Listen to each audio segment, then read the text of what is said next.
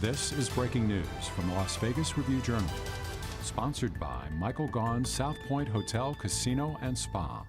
Had salary cap implications. It's a real challenging aspect for teams across the league, and that's how we chose to manage it.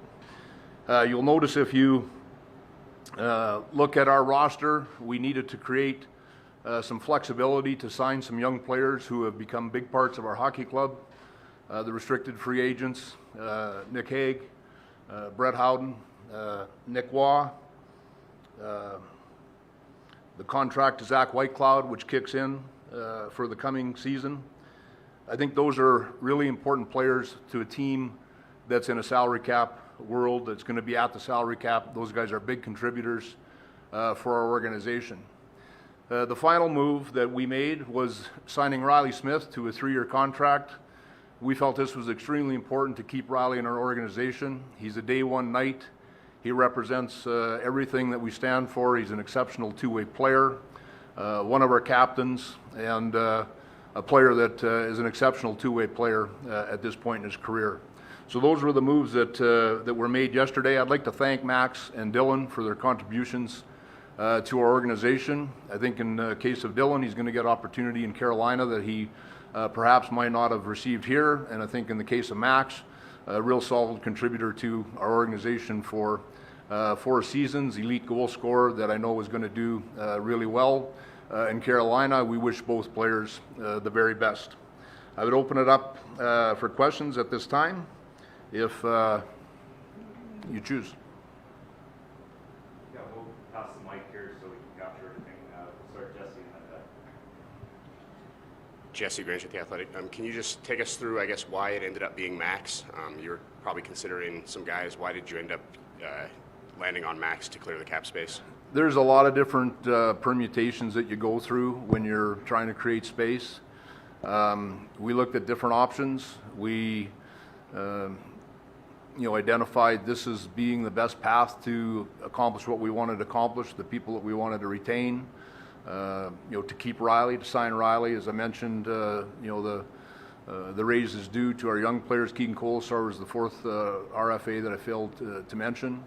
The need was there, and that was our path to get it done.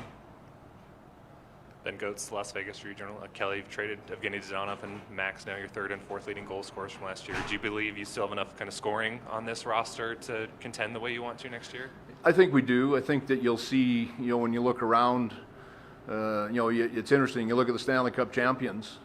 If you go through their last offseason, no one lost more players than the Colorado Avalanche, right? So it happens everywhere. Teams have to make decisions. Teams can't keep everyone. It provides opportunity for players. You see what it looks like. If you feel that you need to make changes during the season as you get towards the deadline, you give consideration to that at that time.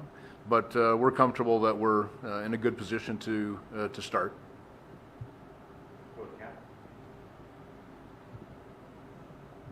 Ken Bolkison, Midnight Vegas. One of the names that wasn't on the list yesterday that was linked to you guys was Sakari Mannanen. Can you confirm that you have signed him? We'll announce his signing today along with Spencer Fu. So Spencer Fu is a player that played also in the KHL, had played previously in the American Hockey League, I believe in Calgary's organization. Those will be announced later today.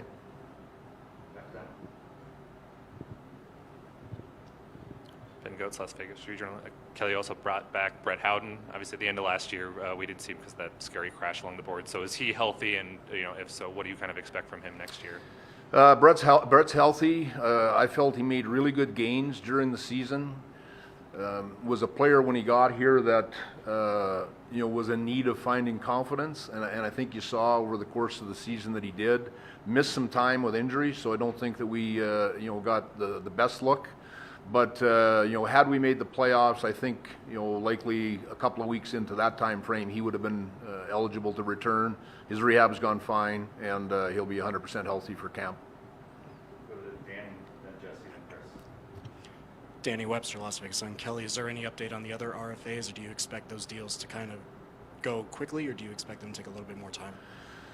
You don't know for sure. We've had good discussions with each player. Like each player, have good relationships with their representation. So, we sure anticipate that they'll be signed and be contributors for our team. Jesse Granger with The Athletic. You mentioned Dylan Coghlan maybe getting an opportunity that he wouldn't have gotten here. How much did Caden Korzak's development allow you to include Dylan in a trade like that? Well, Dylan played 60 games, maybe a little bit over last year, and it's his second full season in the National Hockey League. And yet, when you look at our team, if we're healthy on opening night, you'd like to think that we can get to opening night healthy.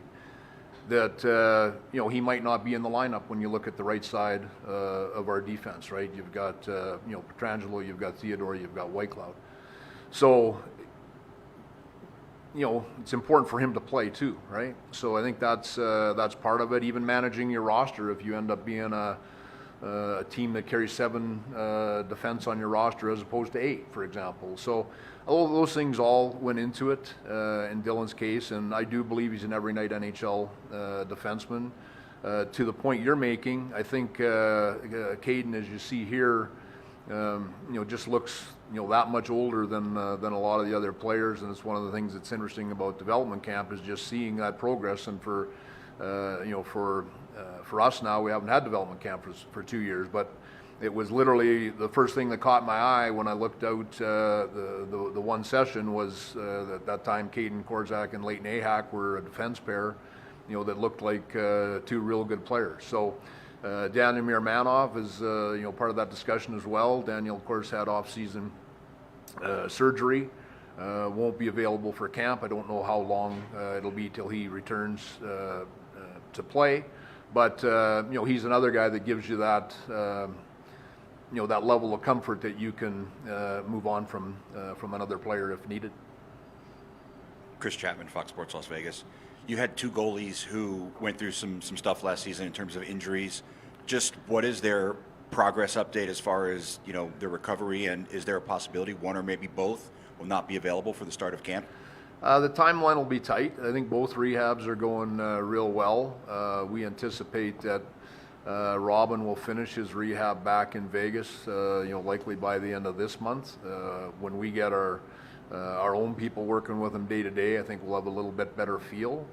Laron's surgery was a couple of weeks after Robin's. The surgeries weren't identical. Well, they're obviously not identical, so you can't compare the timelines, but he'll be nip and tuck for the opening night roster as well. So we'll know more as we, it's gonna, we're gonna be into training camp and that time frame before you really have any certainty there.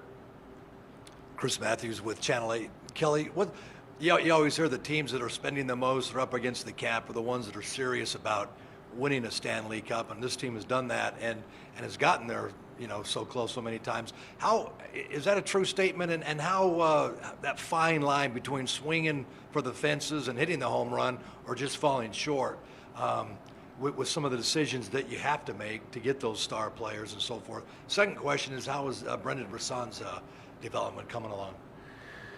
Well, I'll answer your second question first. Brendan Brisson looks really, really good. He's been we drafted in the Montana draft, so that's 2020. It's that long ago.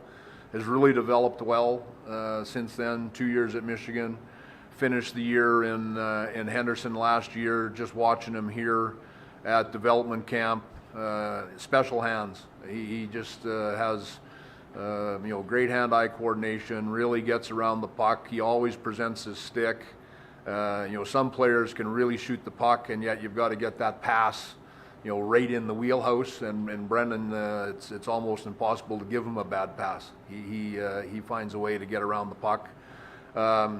It's going to be really exciting to see him in training camp in the fall with our veteran players, and continue to monitor his progress. So that would be my thoughts on Brendan. To your earlier point about the salary cap, most teams that are trying to be playoff teams or trying to be contending teams are at the cap. it's unfortunate when we're talking about a sport that we talk about a cap as much as we do. The flat cap just continues to tighten on teams because it hasn't changed, and yet as young players across the league, are paid and get more money, it just pulls a little bit more out and a little bit more out and makes it that much tougher. So, you look at a good conversation with Julian Brisbois this week, and they have always, been walking that tightrope as well. They had to make a decision on Ryan McDonough here recently, but we were talking about their 2 years where they won the Stanley Cup, and he made the comment to me, I've always said you have to really be lucky too to win the Stanley Cup. This year they lost Braden Point, who's one of their top players, so they were a little bit unlucky this time around. So, you build your team, and you know what it needs to look like if you want it to be championship caliber, and no guarantee that that's going to happen. You have to win when it matters, and get those breaks that you're going to need to get along the way to win.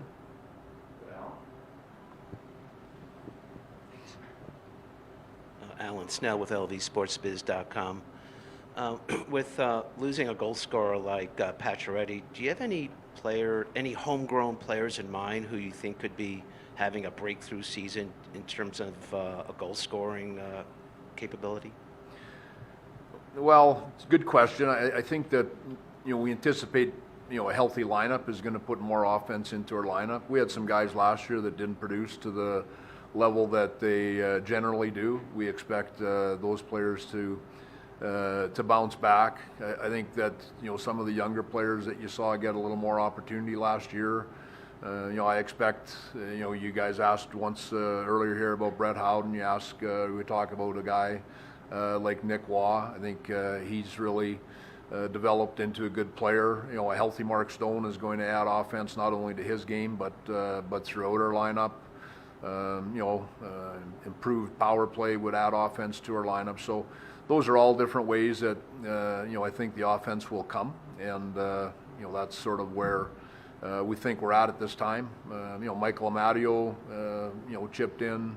You had some of those players last year, got pretty good opportunity and made good impressions. So we'll see where they're at this year. Brendan Brisson maybe becomes an NHL player. Those are the things that you leave yourself open to.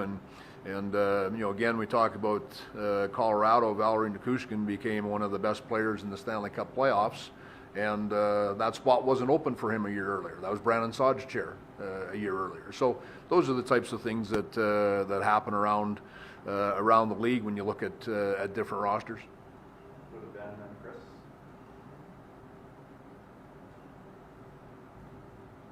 Ben goes Las Vegas for you. You do have some more salary cap flexibility right now, and I anticipate the bulk of that will go to those RFAs. But are you planning to be active in the marketplace still with that extra cap space, or do you anticipate you're kind of done and just going to complete the roster internally? We're continuing to monitor what's going on around the league. Both continuing through the free agency process, and you're always keeping a pulse on what other teams are doing. I can't tell you that we will or won't make another move. We're pretty close to being where we will most likely end up, I would say.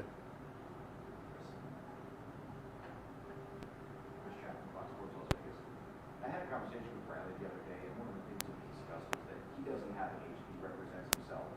So what are some of the maybe differences from your end as far as negotiating with a player who doesn't have an agent?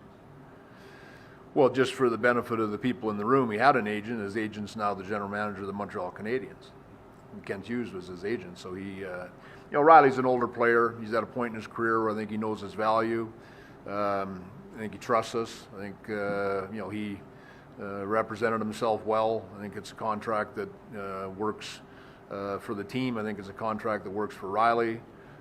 He wants to be here. He wants to be here, and we want him. So when you have that type of motivation from both sides, you find a way.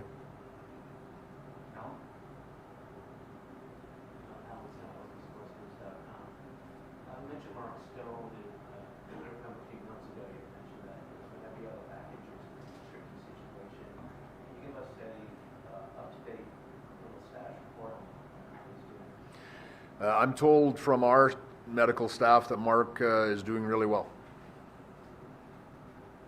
Go to Chris, then Jesse. Chris Matthews, Channel 8. Kelly, this is the longest off season for a lot of these guys. It's been a long time. What are you kind of hearing from the guys? They kind of itching to get back out there? They're going to get bored, want to get back on the ice? It's been much different. We have had, it's going to be 4.5 months, I think, before we play opening night.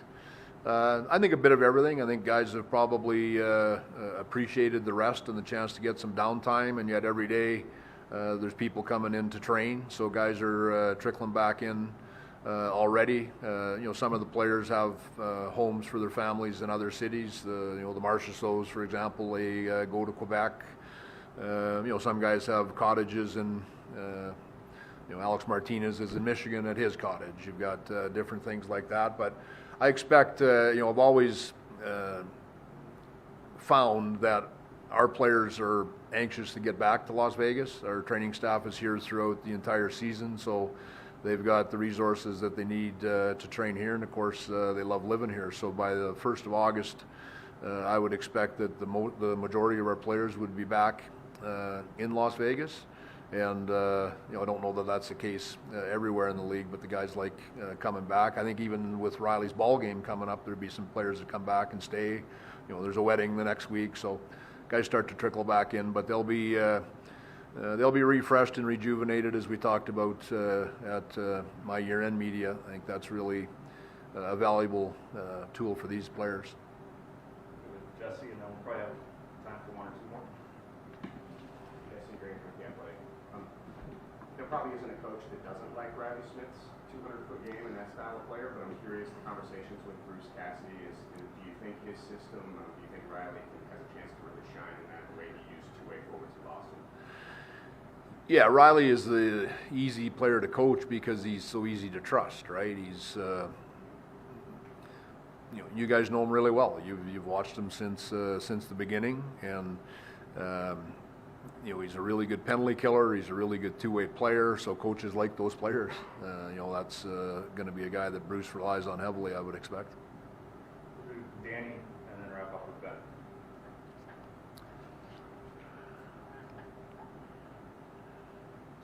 Las Vegas, you mentioned the goalies. Obviously, you signed against you with Michael Hutchinson. Just your thoughts on his play, and if Robin runs timeline hard and tight, just what to expect from the NHL goalie. Well, he's been an NHL goalie, so there's value there for us, right? Yeah, you didn't mention Logan Thompson, who obviously is in that equation as well. But you look at the transactions in the last little while, it's almost there's a shortage of goalies.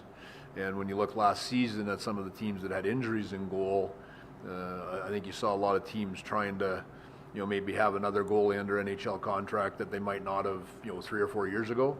I think you saw that a lot of different places around the league, and that would be, what Michael Hutchinson represents for us.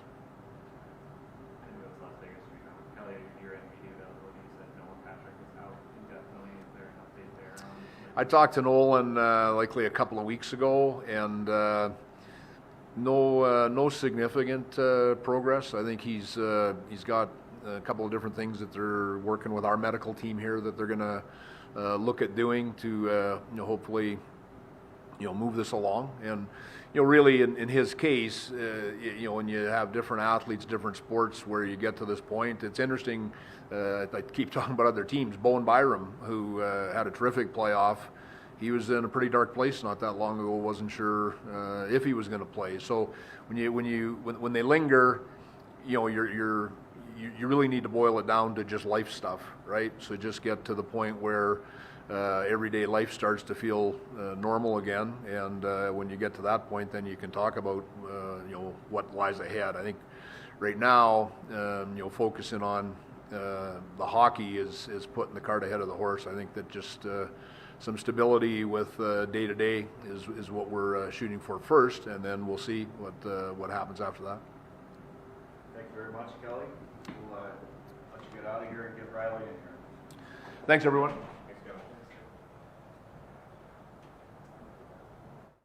You've been watching breaking news from the Las Vegas Review-Journal, sponsored by Michael Gaughan's South Point Hotel, Casino, and Spa.